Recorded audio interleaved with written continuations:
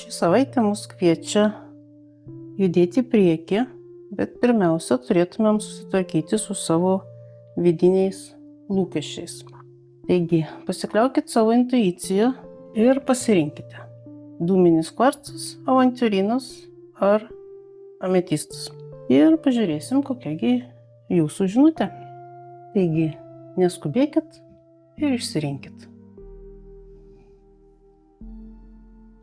Taigi, jeigu pasirinkai pirmą variantą su dūminiu kvarcu, čia mes turime apverstas 8 taures. Tavo supergalia gebėjimas bandyti dar kartą. Jeigu manai, kad viską reikia tiesiog mesti ir palikti, apsisukti ir išeiti, tai ši korta sako, kad galbūt visgi dar ne viskas prarasta ir reikėtų pabandyti dar kartą.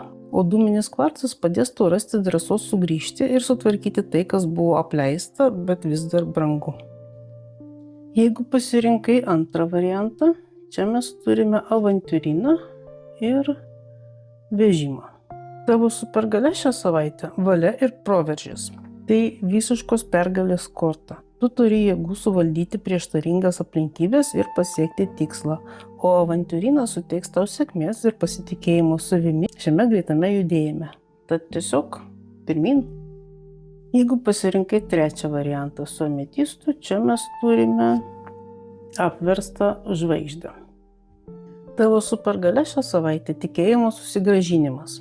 Gali jaustis šiek tiek praradęs viltį ar įkvėpimą, bet ši korta primena, kad tavo šviesa niekur nedingo, ji tik trumpam prigeso.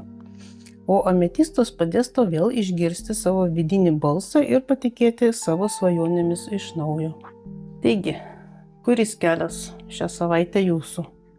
Parašykite komentaruose ir nepamirškite prenumeruoti. Gražios savaitės!